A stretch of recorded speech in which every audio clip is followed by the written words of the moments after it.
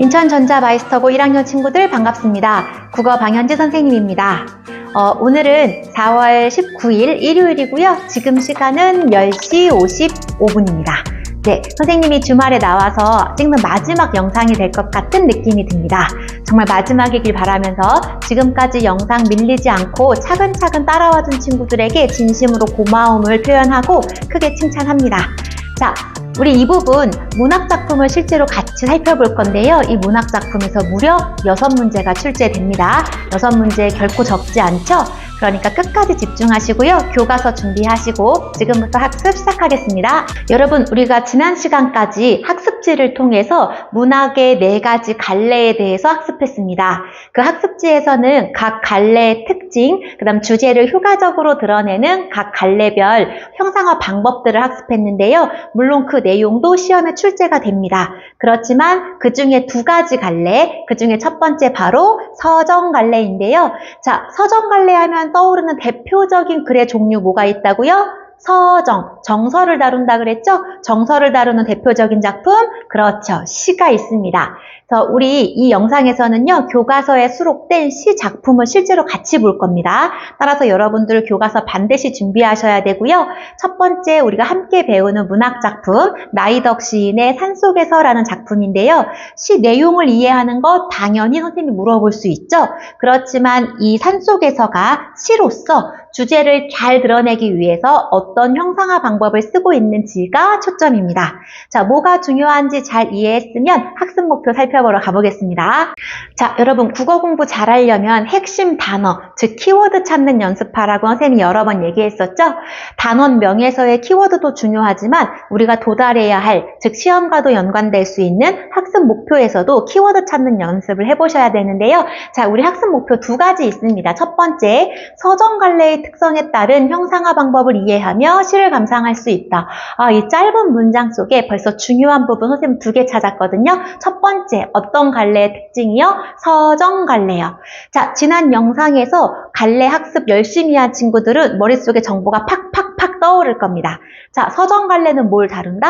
정서를 다룬다. 이렇게 할 뻔했습니다. 정서를 다룬다. 대표적으로 시가 있다. 그럼 그런 서정 갈래에서 주제를 잘 드러내는 형상화 방법으로 어떤 걸 활용하고 있다?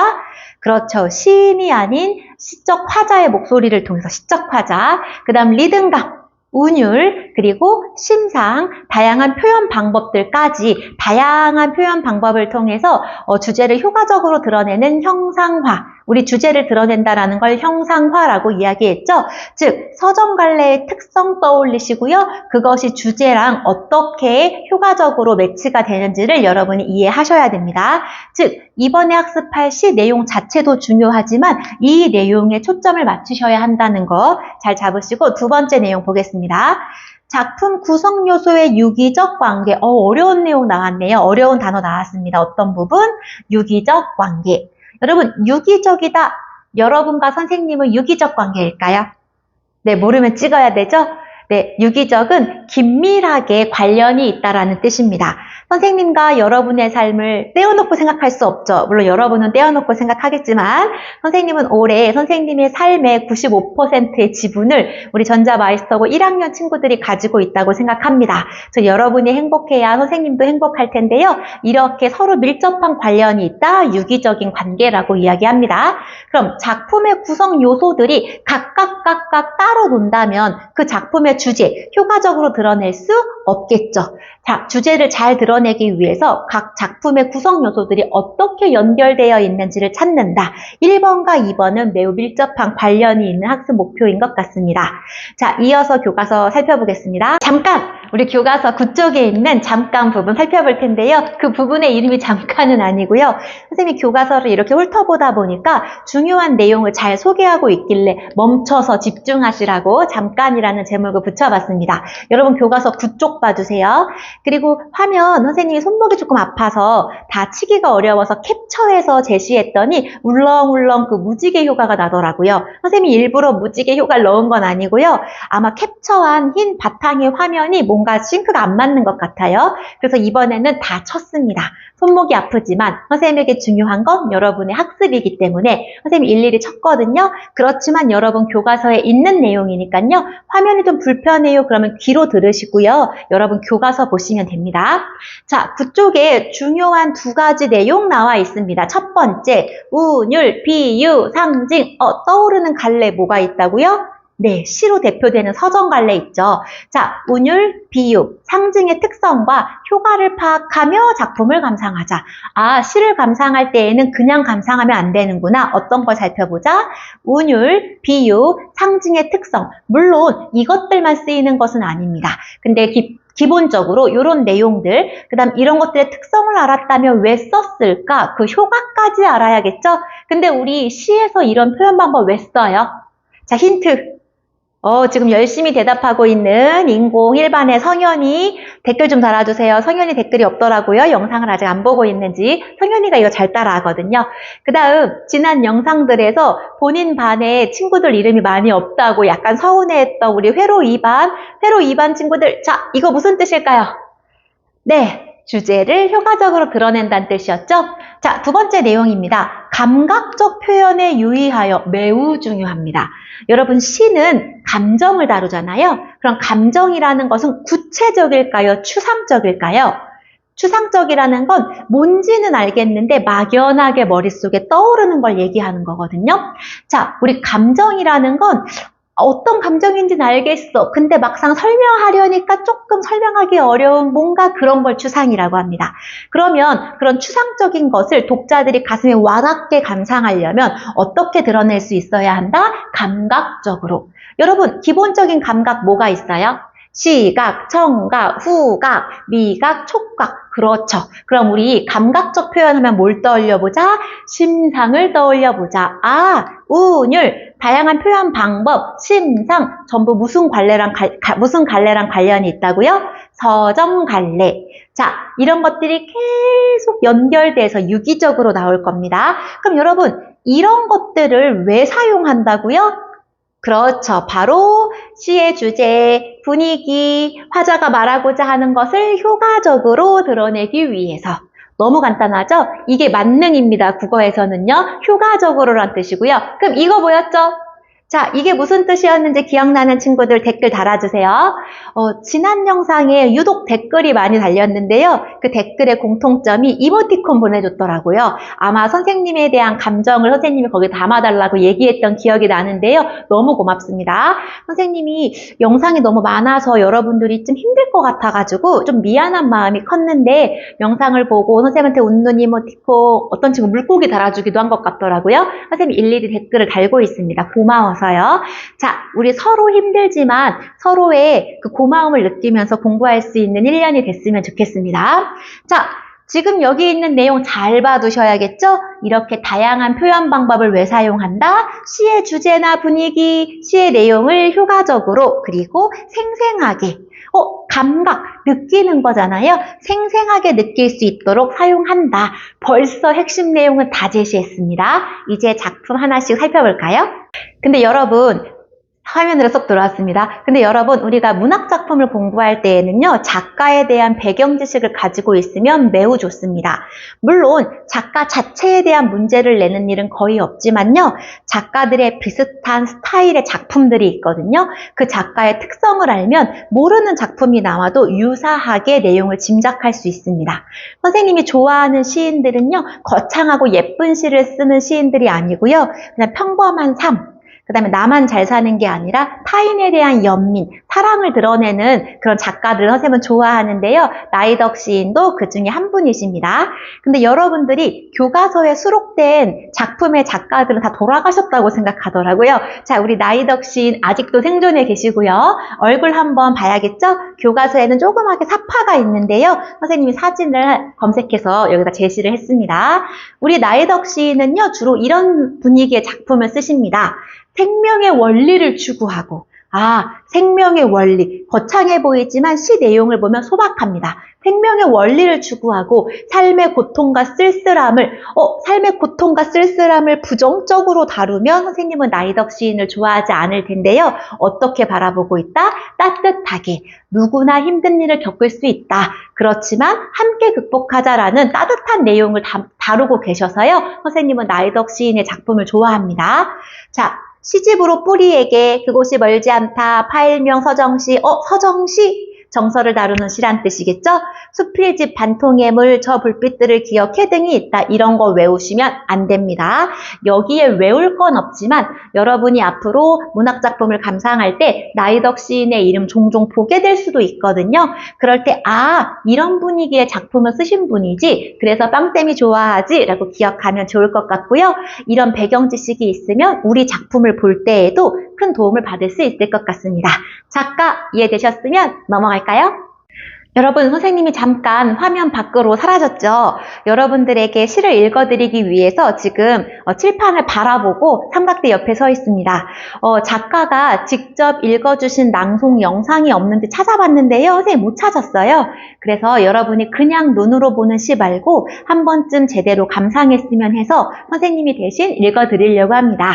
근데 아직 아침이라 목이 안 풀려서 갑자기 남자 목소리 나올 수 있습니다. 그래도 눈을 감고 잠시 동안 시 감상 선생님과 함께 해보겠습니다. 자, 산속에서 나희덕. 길을 잃어보지 않은 사람은 모르리라.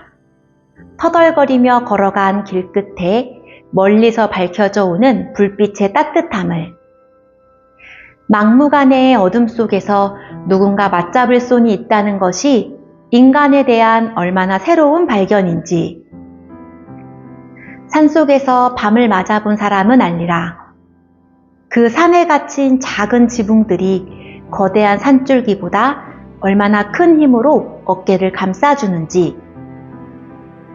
먼 곳의 불빛은 나그네를 쉬게 하는 것이 아니라 계속 걸어갈 수 있게 해준다는 것을.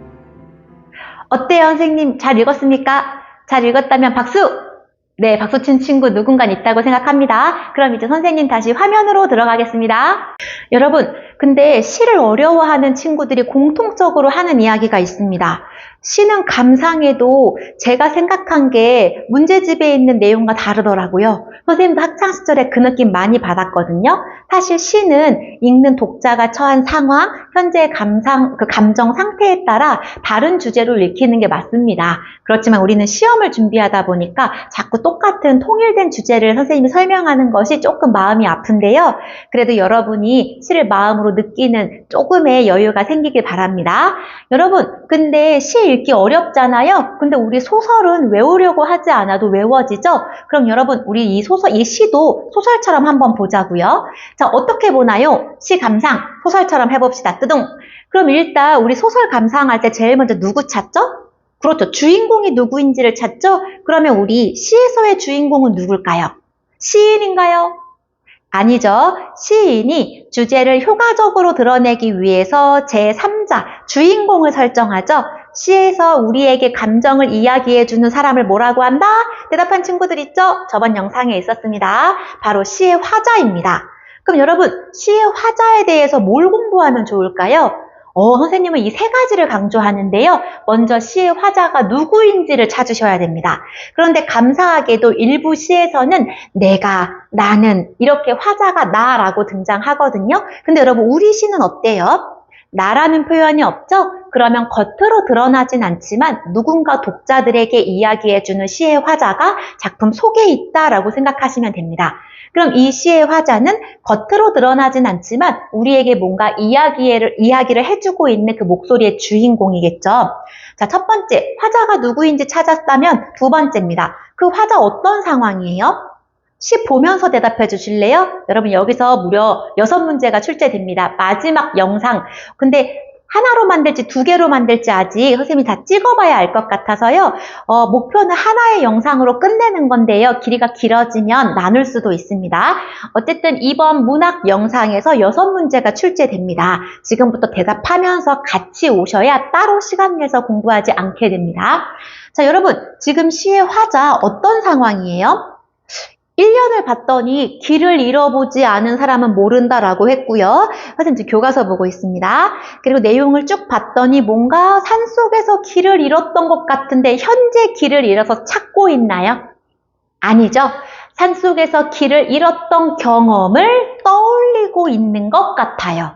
그걸 통해서 생각한 정서, 교훈, 깨달음 이런 것들을 독자들에게 화자의 목소리를 통해 전해주고 있죠. 그러면 이 시의 화자는 어떤 상황? 네, 산에서 길을 잃었던 경험을 떠올리면서 독자들에게 자신의 생각을 이야기해주고 있다라고 이해하면 좋을 것 같습니다. 근데 여러분, 우리 시의 가장 큰 특징 뭐라고요? 이거 정서를 다룬다고 했죠? 그럼 마지막으로 뭘 파악해야 한다? 시의 화자는 지금 어떤 정서인지. 여러분, 시 전체적으로 봤을 때 부정적인 것 같아요? 긍정적인 것 같아요? 네, 두 개가 잘 섞여 있기도 하지만 결국 시의 화자가 말하고자 하는 건 산에서 길을 잃어서 절망했다예요. 산에서 길을 잃었는데 희망을 주는 존재들이 있었죠. 그걸 찾은 친구들, 찾아가는 친구들이 이번 문학작품을 제대로 공부하는 거거든요. 그래서 지금 이 화자는 길을 잃었던 경험을 이야기하고 있지만 길을 잃었던 경험 속에서 받았던 희망과 위로를 이야기하고 있습니다. 자, 그래서 시의 화자는 누구인지 어떤 상황인지 어떤 정서인지를 묶어서 정리해보면요.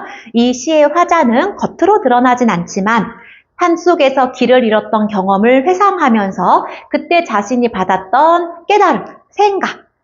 우리 산에서 길 잃어본 적 있으세요? 선생님 있습니다. 선생님은 경험이 많죠? 한 2, 3년 전일 거예요. 선생님이 사실 눈 때문에 산에 안 간다고 얘기한 적 있죠? 근데 2, 3년 전에 선생님이 걷기 여행을 갔는데 생전 안 가보던 곳에 갔어요. 구미라는 곳에 갔거든요. 거기 금오산이 있는데 금오산은 걷기가 되게 편하다고 블로그에 많이 나와 있어서 선생님이 도전 정신을 그래 방현지 너도 할 수 있어. 그래서 그 산에 혼자 간 거예요. 근데 사람들도 많이 있었거든요. 근데 그 산에는 곰도 나온대. 반달가슴곰도 나온다 그러고 국립공원이에요. 그 선생님이 비가 조금 왔지만 우비까지 챙겨 입고 사람들을 잘 따라서 천천히 등산을 해서 정상까지 올라갔습니다. 근데 내려오다가 발 밑만 보다가 선생님은 넘어지는 일이 잦기 때문에 발 밑에 집중하다가 사람들을 놓친 거예요. 물론 같이 간 건 아니고요. 산악회 분들이 계시길래 선생님이 뒤에서 따라갔었거든요. 근데 눈을 딱 들어보니까 앞에 계시던 산악회 분들은 안 계시고 선생님이 깊은 산 속에 혼자 있는 거예요. 그때 시간이 1시 반 정도 됐었거든요. 근데 비가 오니까 산속의 안개가 막 자욱하게 깔리고 어두워지기 시작하는 거예요. 그래서 선생님이 정신을 집중해야 돼. 그리고 잠시 쭈그리고 앉아서 어떻게 해야 되지? 고민하다가 살려주세요! 여기 사람이 있어! 이렇게 소리를 질렀거든요. 근데 아무도 답을 안 하는 거예요. 선생님이 선생님도 모르게 발 밑에 돌만 보고 천천히 가다가 깊은 산 속으로 들어가 버린 거예요. 그래서 선생님이 어떻게 살아서 나가야 되는데 어떡하지? 막 눈물이 나올 것 같은데 가만히 앉아 있었는데 이제 뭘 해야 될까? 그러다가 국립공원 연락처를 검색해가지고 전화를 했는데 주말이라 안 받더라고요. 선생님이 위치를 좀 확인하고 싶어서 도와달라고 말하려고 전화했는데 아무도 안 계셨어요. 근데 갑자기 부스럭부스럭 소리가 나는 거예요. 울창한 산속이고 비가 와서 다 젖어 있고 안개가 끼고 있고 어두워지고 있고 선생님은 노란 우비를 입고 쭈그리고 앉아서 정신을 막 집중해서 뭐 해야 되지를 생각하고 있는데 부스럭부스럭 소리가 나는 겁니다. 그래서 딱 봤더니 집채만한 고라니가 선생님 오버하는 거 아닙니다. 아기 고라니가 아니고요. 이따만한 고라니가 총총총 산속을 달리다가 선생님을 보고 정면 대치 상태에 빠진 거예요. 그 선생님은 쭈그려 앉아서 고라니를 보고 있고 고라니는 저것은 무슨 생명체야? 그 선생님을 보고 있는데 만약에 돌진했으면 선생님은 거기서 기절했을 거예요. 근데 선생님이 가만히 고라니를 자극하지 않으려고 가만히 있었더니 고라니가 한참 선생님을 보더니 총총총 가더라고요. 그때 심장이 그리고 여기 있다가 진짜 곰이 나오면 나는 다시 아이들을 만나지 못할 수도 있겠구나. 그래서 정말 고민하다가 선생님이 119에 전화를 했습니다. 지금 상황이 이런데 제 위치를 좀 확인해 주시고 길을 알려주시면 제가 찾아서 내려가 보겠습니다. 했는데 감사하게도 출동을 해 주신다는 거예요. 그래가지고 계속 구급대원분들이랑 소통하면서 전화로 카톡으로 소통하면서 혼자 눈물을 찔찔찔 흘리면서 안내해 주시는 대로 따라 내려가는데 한참 내려가다 보니까 말소리가 들려요. 여기 아니야? 이쪽인 것 같아? 헉, 나를 구하러 오셨구나. 선생님이 여기요 여기요 막 손을 흔들고 막 목청껏 외쳐가지고 만났거든요. 그리고 선생님과 함께 산을 같이 내려와 주셨습니다. 선생님이 너무 큰 민폐를 끼쳤잖아요. 너무 죄송한 마음에 연락을 드리고 음료수를 보내드리고 정말 죄송했다고 정말 감사하다고 인사를 드린 것이 2, 3년 전이거든요. 그때 선생님이 신고 갔던 신발이 완전 흙탕물에 다 난리가 나가지고요. 그때 산을 내려와서 만신창이가 된 상태로 시장에 가서 2만 원 주고 운동화를 샀던 기억이 납니다. 절대 그러시면 안 됩니다. 선생님 때문에 힘들게 등산하셨던 구급대원분들에게 아직도 죄송하고요. 아직도 감사해요. 근데 여러분, 선생님 이 얘기 왜 하냐면요. 선생님의 경험과 화자의 경험을 연결해서 선생님, 여러분이 시를 감상하시면 도움이 될 것 같아서 부끄럽지만 선생님의 이야기를 한번 해봤습니다. 그럼 이제 본격적으로 시 살펴보러 가겠습니다. 여러분, 그럼 이 시를 이해할 때 시적 화자 누굴 떠올리자? 빵쌤, 길을 잃었던 빵쌤을 떠올리자. 근데 여러분, 진짜 이 시의 화자가 산에서 길을 잃었을 때 무서웠어요를 시의 주제로 말하고 싶을까요? 아니죠. 그럼 산에서 길을 잃었던 것, 그렇지만 희망을 찾은 것, 이거는 무언가를 비유한 거겠죠? 그럼 무엇을 비유했을지를 찾으면 여러분이 이 시의 내용을 다 보인다고 할 수 있습니다. 즉, 시라는 건요, 단순히 글자만 보시면 안 되고요. 그 속에 어떤 의미가 함축되어 있는지를 봐야겠죠. 그 의미를 함축할 때 사용하는 다양한 형상화 방법이 이번 시험의 핵심이고요. 자, 그럼 가겠습니다. 길을 잃어보지 않은 사람은 모르리라. 무엇을요? 터덜거리면서 걸어간 길 끝에 빵쌤 떠올리세요. 막 혼자 찾고 있어요. 근데 멀리서 뭐가 보여요? 불빛이 밝혀주고 있대요. 근데 그 불빛을 보는 순간 마음이 어땠을까? 아, 살았다. 마음, 불빛의 따뜻함을. 그렇죠? 그럼 여러분 하나씩 보겠습니다. 여러분, 길 잃어보신 적 있으세요? 자, 없어요. 저는 한 번도 길을 잃은 적이 없습니다. 저는 길을 잘 찾습니다. 이러면 시를 잘못 이해하고 있는 거죠. 여기서 길을 잃었다라는 것은 정말 길을 잃은 그 단순한 상황을 의미하는 게 아니라 인간의 삶을 빗댄 표현일 겁니다. 자, 선생님은 길을 잃은 적이 많아요. 중학교 때에는요, 선생님이 왜 공부를 해야 되는지 전혀 생각도 해보지 않고 너무 방탕하게 선생님의 생활을 흘려보냈어요, 삶을. 중학교 1, 2학년 때 얘기 선생님이 해줬었죠? 선생님은 그때 길을 잃었던 거예요. 그때 길을 차근차근 잘 찾았으면 지금과 또 다른 삶을 살고 있었을 수도 있겠죠. 그리고 우리 3월 초에 길을 잃어가지고 울기도 하고 전학 가야 되는 건 아닌가 고민했던 친구들 있잖아요. 아, 길을 잃었다는 것보다 살면서 한 번씩 마주치게 되는 힘든 상황을 의미하는구나. 오케이, 좋습니다. 자, 다시 길을 잃어보지 않은 사람, 그럼 길을 잃어보지 않았다라는 건 뭘까요? 살면서 한 번도 시련이나 절망을 겪어보지 않은 사람 있을까요? 선생님, 재벌들은 있지 않을까요? 재벌들도 나름의 시련과 고난이 있을 수 있죠. 근데 한 번도 없다면 그 사람들은 부러운 사람들이 아니고요. 가여운 사람들입니다. 시련을 겪어보고 절망을 겪어봐야 타인의 아픔도 이해할 수 있고요. 내 삶을 돌아볼 수 있거든요. 그러니까 여러분, 지금 너무 힘들고 길을 잃은 것 같다면 충분히 헤매보세요. 그렇지만 그 끝에 여러분도 누굴 만날 수 있어요? 불빛을 만날 수 있을 겁니다. 그럼 여러분, 길을 잃고 헤매고 있는데 저 멀리서 밝혀져 와요. 불빛이. 마음이 어떨까요? 아, 살았다. 나 이제 살 수 있겠다. 자, 그럼 불빛은 O의 의미일까요? X의 의미일까요? 대답한 친구 있을 텐데요. 그 O는 무슨 뜻이에요?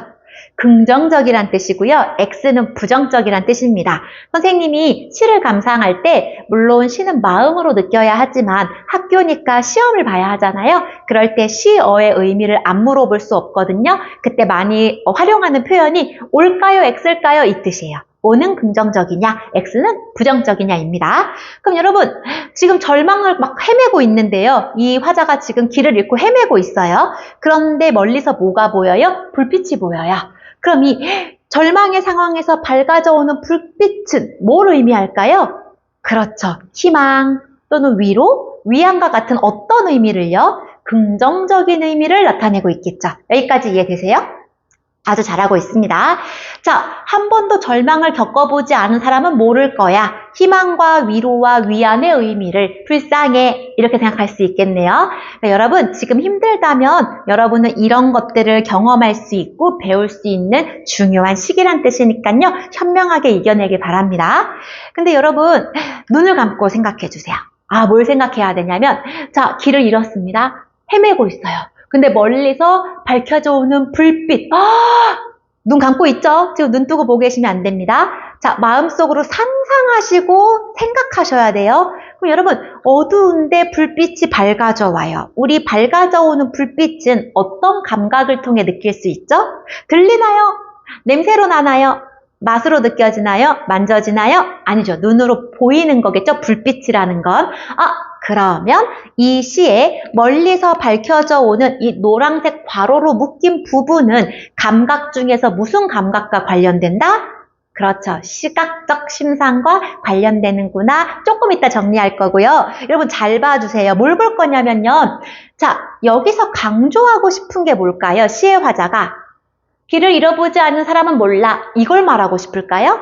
아니면 뭘 말하고 싶을까요? 힘든 상황에서 저 멀리서 희망이 밝아져 온다. 어떤 걸 말하고 싶을까요? 선생님 생각엔 두 번째인 것 같아요. 그럼 여러분 이 문장 잘 보세요. 중학교 3학년 때 배웠던 문장 성분을 떠올리셔야 됩니다. 길을 잃어보지 않은 사람은 모르리라. 주인공 누구요? 길을 잃어보지 않은 사람. 자, 우리 문장에서 주인공 누가에 해당하는 부분을 뭐라고 한다? 주어. 지금 대답한 친구들 시험 잘 볼 겁니다. 자, 길을 잃어보지 않는 사람 주어에 해당하겠죠. 자, 이 사람들을 설명하는 부분 어디 있어요?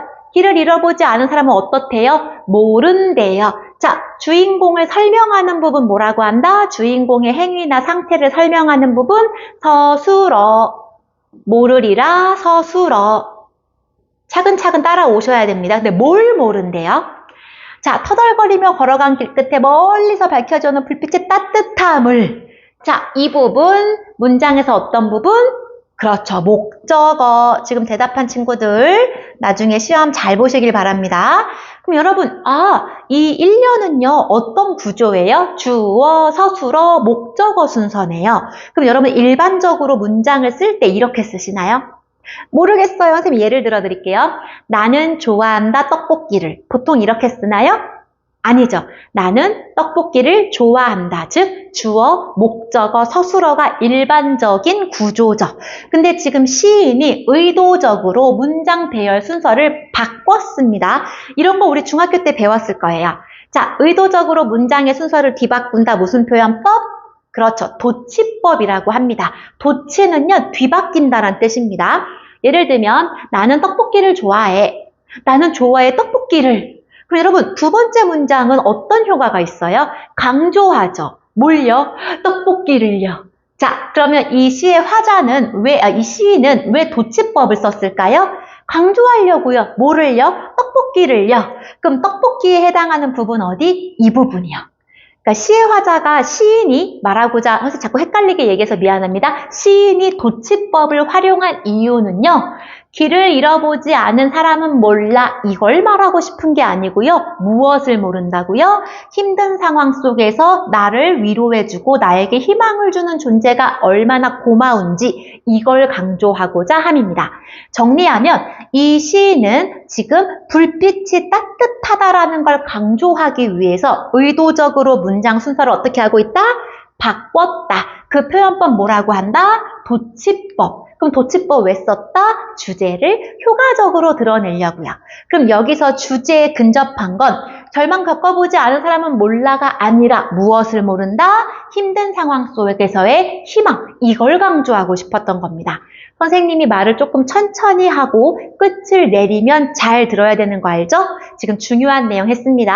학습 활동에도 나올 거예요. 자, 여러분 그러면 다시 조금 전에 했던 내용으로 돌아옵니다. 멀리서 밝혀져 오는 불빛, 지금 노란색 괄호로 묶여있는 부분 어떤 감각을 드러낸다고요? 네, 시각적 감각, 시각적 심상을 드러내죠. 그럼 심상이 뭔데요? 마음속에 떠오르는 상, 형상.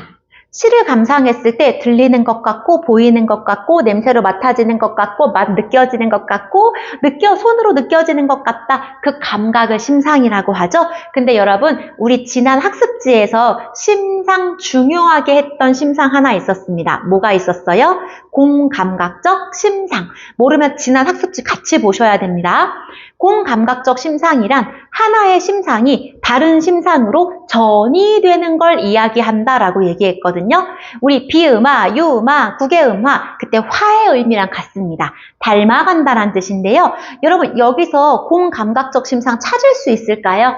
한 심상이 다른 심상으로 전이되는 거. 벌써 표시가 되어 있죠. 어디요? 불빛의 따뜻함. 여러분 불빛은 무슨 심상? 시각적 심상.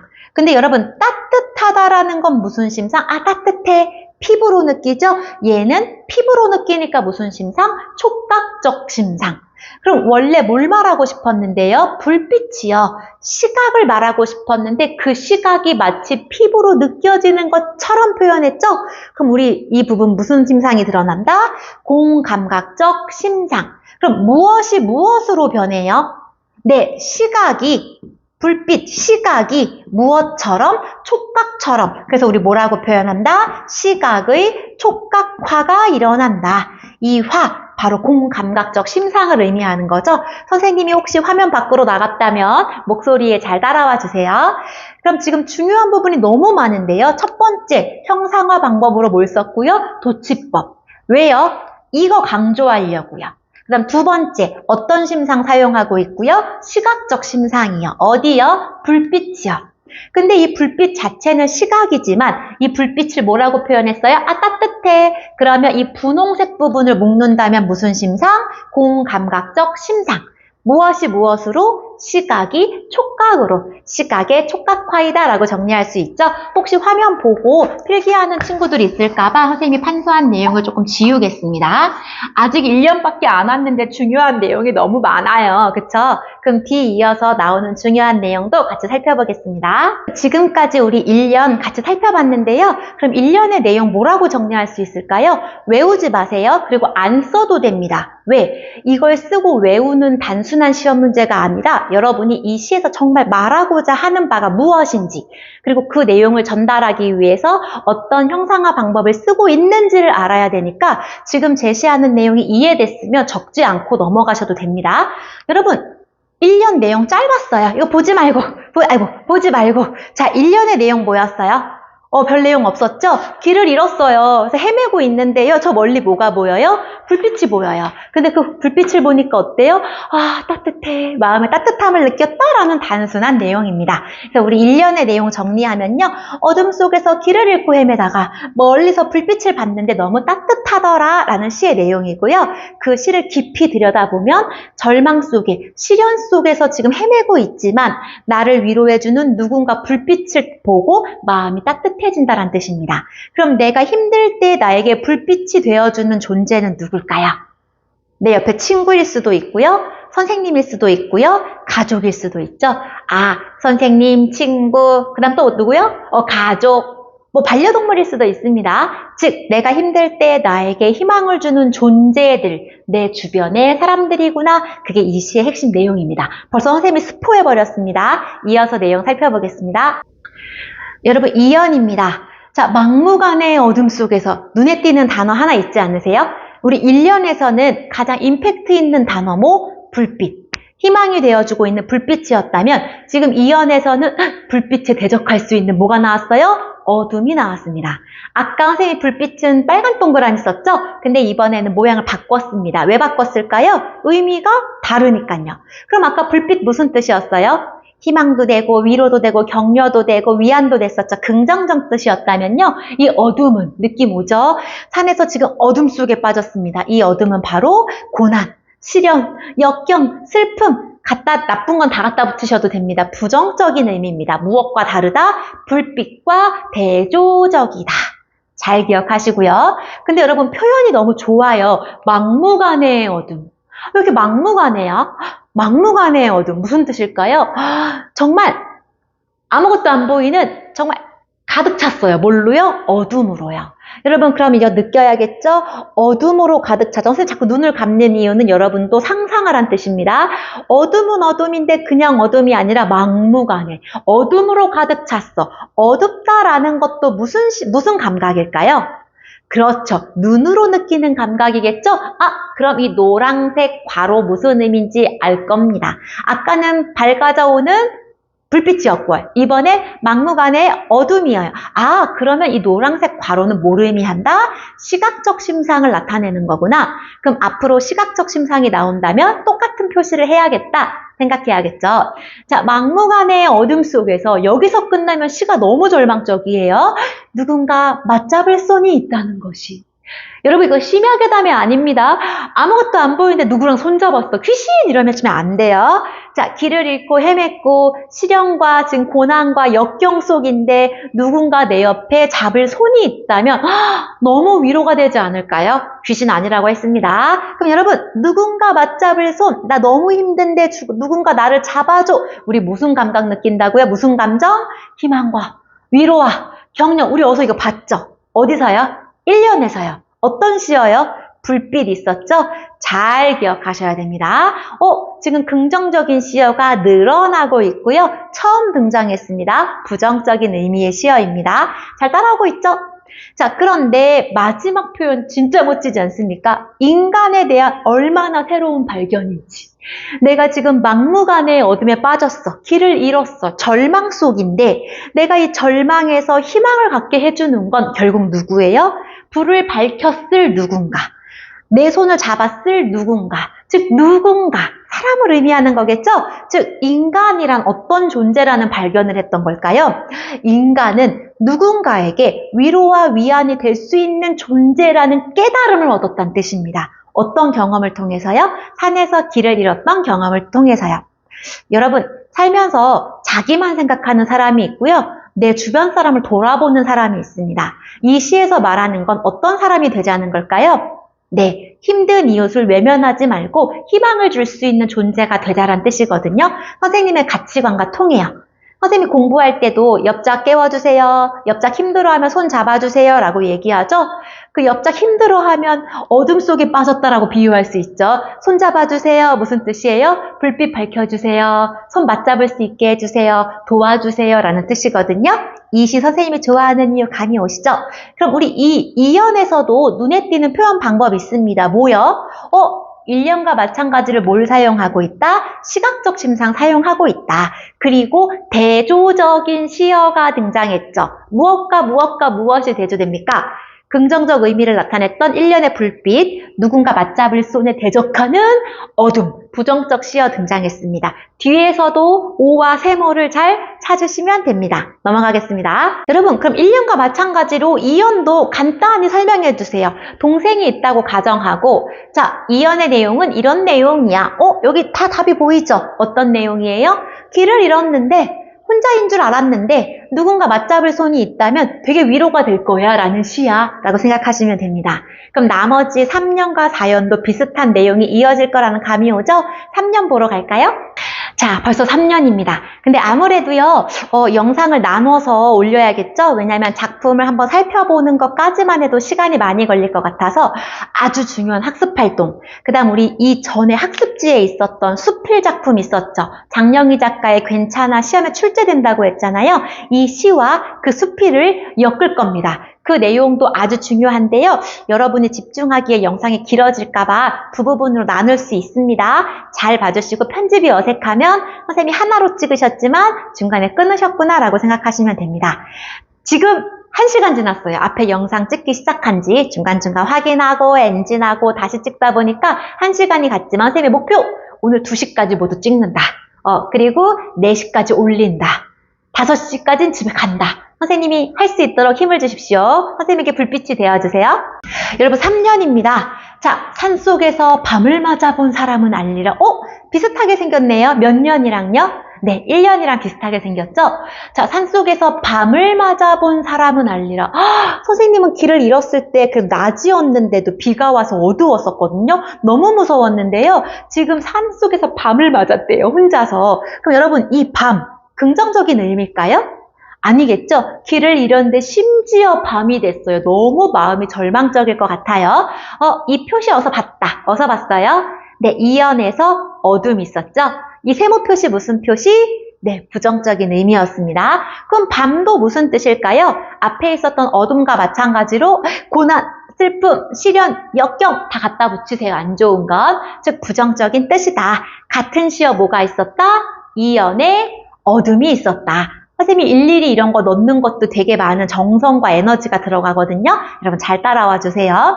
자, 산속에서 밤을 맞아본 사람은 알 거야.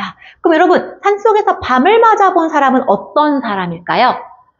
절망을 겪어본 사람은 알 거야. 무엇을요?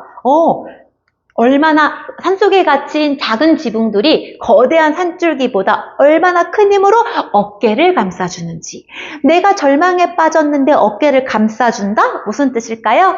나를 위로해준다는 뜻이겠죠?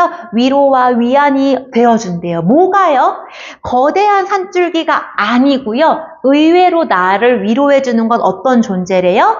산속에 갇힌 작은 지붕들. 작은 지붕들이 핵심일 겁니다.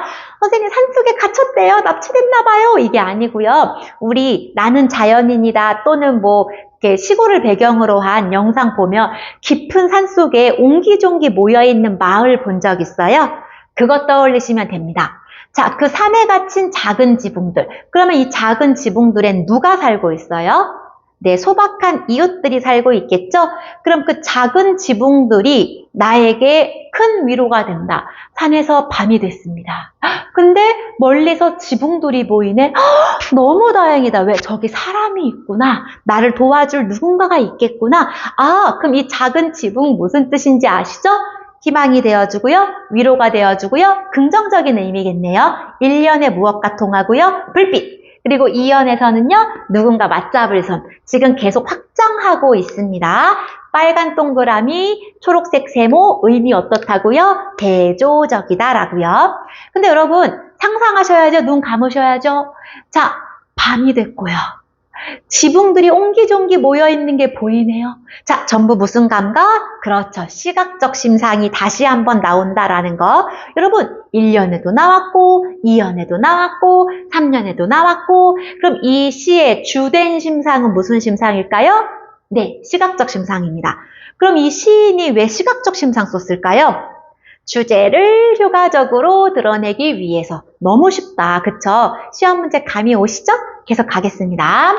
자, 근데 여러분 의외로 나에게 힘을 주는 건 거대한 산줄기가 아니고요. 소박한 사람들의 존재다라는 뜻입니다. 자, 그래서 정리해보면요. 도치법? 선생님 뚜둥 이거 오타 아닌가요? 도치법이 어디 있는지 여러분 찾으셔야죠. 자, 일반적인 문장 구조 어떻게 될까요? 산속에서 밤을 맞아본 사람은 얼마나 큰 힘으로 어깨를 감싸주는지 알리라. 그렇죠. 그럼 우리 원래대로 한다면 산속에서 밤을 맞아본 사람은 다음에 그 속에 갇힌 작은 지붕들이 거대한 산줄기보다 얼마나 큰 힘으로 어깨를 감싸주는지 알리라. 원래 이래야 하는데 순서 바꿨죠. 뭘 강조하려고요? 그렇죠. 작은 지붕들이 어깨를 감싸준다는 걸 강조하려고 의도적으로 순서 바꿨으니까 무슨 표현법? 도치법. 도치법도 어디 있었죠? 1년에 있었습니다. 도치법이 반복되고 있네요. 문장 구조를 의도적으로 순서를 어긴 그 문장 구조가 반복되고 있습니다. 우리 반복하면 뭐가 생기죠? 힌트! 리듬감이요. 운율과도 관련이 있구나. 감을 잡으셔야 됩니다. 자, 그리고 또 무슨 심상 쓰였다고요? 시각적 심상. 1년, 2년, 3년 모두에 뭐가 나타난다? 시각적 심상. 선생님 화면 속에 존재하나요? 밖으로 나갔나요? 잘 모르겠지만 선생님 목소리에 잘 따라와 주세요. 자, 그러면 3년 내용 어렵지 않게 정리했으면요. 이제 간단하게 요약해서 한번 살펴봐야겠죠? 그럼 여러분 3년 내용 뭐예요? 이거 보지 말고 해주세요. 산에서 밤을 맞았는데요. 멀리 보이는 작은 지붕들 덕분에 위로받았어요. 그렇죠. 그래서 이렇게 정리할 수 있습니다. 산속에서 밤이 되었는데 작은 지붕들에게 큰 위로를 받았다. 끝! 이런 거 쓰거나 외우지 않았으면 좋겠습니다. 이해했다면 넘어가셔도 되죠. 마지막 사연입니다. 파이팅! 여러분 벌써 사연입니다. 네. 자, 지금까지 1, 2, 3년 내용 정리해보면요. 화자는 과거에 어떤 경험이 있어요? 네, 산속에서 길을 잃었어요. 그런데 절망하지 않고 희망을 얻었죠. 누굴 통해서요? 멀리서 밝혀져 오는 불빛, 누군가 맞잡을 손, 그리고 작은 지붕들을 통해서요. 그럼 우리는 어떤 존재가 돼야 될까요? 네, 맞잡은 손, 밝혀져 오는 불빛, 지붕 같은 존재가 돼야겠죠. 어떤 존재예요? 타인에게 힘이 되는 존재예요. 어떤 타인이요? 길을 잃은, 어둠을 맞은, 밤을 겪고 있는 절망에 빠진 사람들에게 희망이 되어주는 존재가 되자라는 의미입니다. 시의 주제는 여러 번 강조하고 있습니다. 자, 먼 곳의 불빛은, 먼 곳의 불빛 느낌 오죠? 길을 잃었는데 먼 곳의 불빛이 보면 너무 반갑겠죠? 1년도 떠오르고 2년도 떠오르고 3년도 떠오르셔야 됩니다. 왜냐하면 전부 무슨 뜻이니까요? 긍정적인 뜻이니까요. 자, 1년의 불빛, 어떤 불빛이요? 밝혀져 오는 불빛. 2년의 누구? 맞잡을 손. 자, 3년에서는 산속에 파묻힌 작은 지붕들이요. 자, 마지막 4년에 뭘로 마무리가 된다? 먼 곳의 불빛. 근데 똑같이 불빛이라서요. 정리할 때 불빛 하나만 쓰셔도 상관이 없습니다. 자, 먼 곳의 불빛. 이 노란색 괄호 무슨 뜻이다? 불빛 먼 곳에서 보이는 느낌이니까 무슨 심상? 시각적 심상이구나. 감 잡으시고요. 먼 곳의 불빛은 나그네를 쉬게 하는 것이 아니고, 그럼 나그네를 쉬게 하는 건 좋은 뜻일까요? 안 좋은 뜻일까요? 그다지 좋은 뜻이 아니겠죠. 왜? 이 좋은 긍정적인 의미를 지닌 시어는 이게 아니고 그럼 얘는 좋은 뜻이 아니겠네요. 자, 계속 걸어갈 수 있게 해준다. 먼 곳의 불빛 희망은 계속 걸어갈 수 있게 해주는구나. 얘가 좋은 거구나. 그럼 선생님 나그네를 쉬게 하는 건 뭘까요? 여러분 산속에서 길을 잃었는데 너무 힘든 나머지 쉬다 보면 추위가 찾아오고 잠이 오고 그러다가 저체온증에 걸릴 수도 있습니다. 그러니까 우리 길을 잃었을 때는 천천히 포기하지 않고 가는 게 중요하겠죠. 그럼 나그네를 쉬게 하는 건 그렇죠. 일시적으로 편하게 해줘.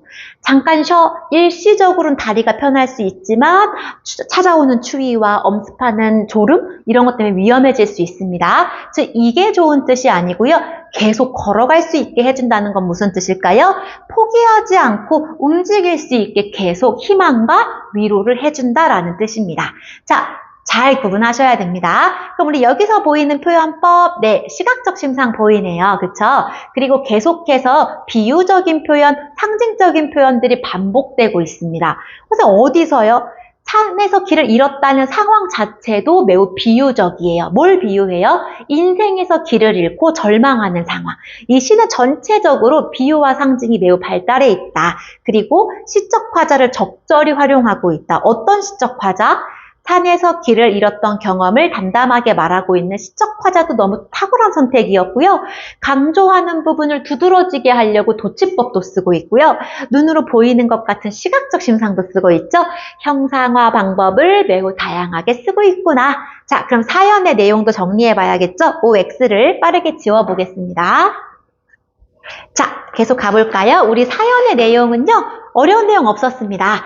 막무가내, 사연의 내용, 선생님 이거 이연 아닌가요? 선생님 잘못 나타낸 것 같은데요. 책 봐주세요. 이거는 이연의 내용입니다. 자, 사연의 내용은요. 먼 곳의 불빛은 나그네를 쉬게 하는 것이 아니라 계속 걸어갈 수 있게 해준다. 선생님 여기는 그냥 두고 밑에는 맞게 썼어요. 선생님 지금 이거 2연의 내용입니다. 여러분은 4연 보고 정리하셔야 돼요. 자, 미안합니다. 먼 곳의 불빛은 나그네를 계속 걸어갈 수 있게 해준다. 겉으로 볼 때는 좋아 보이는 나그네를 쉬게 해준다라는 건 진정한 도움이 아니다라는 거 이해하시면 됩니다. 그리고 헷갈리시면 안 돼요. 4연이라고 했지만 지금 이 내용은 2연이니까 교과서 잘 보고 정리하세요. 미안합니다. 자, 오늘도 여러분을 위해서 선생님이 준비한 문장 선물입니다. 선생님 지금 화면 안에 있나요? 자, 근데 오늘은요. 선생님의 동생들을 선물로 같이 준비했습니다. 오늘 생일을 맞은 방글이고요. 표정 왜 이렇게 슬퍼 보이죠? 그 다음에 하늘나라로 간 지 1700일이 넘은 선생님의 동생 방망이입니다. 하늘나라에 있지만 매일매일 생각나고요. 망이 이름을 한 번이라도 언급하지 않는 날이 없는 것 같아요. 마음속에서도 가족들과도요. 자, 선생님의 보물들을 소개하면서 또 다른 보물인 여러분들께 문장을 선물합니다. 오늘의 문장은 바로 이겁니다. 남을 행복하게 해주는 것은 남에게 향수를 뿌리는 것과 같다. 왜냐하면 뿌릴 때 자기에게도 향수가 묻어나기 때문이다. 자, 타인을 행복하게 해준다는 것 곧 자신을 행복하게 해주는 것과 같다. 우리가 오늘 학습한 작품들과도 매우 긴밀한 의미가 통하죠.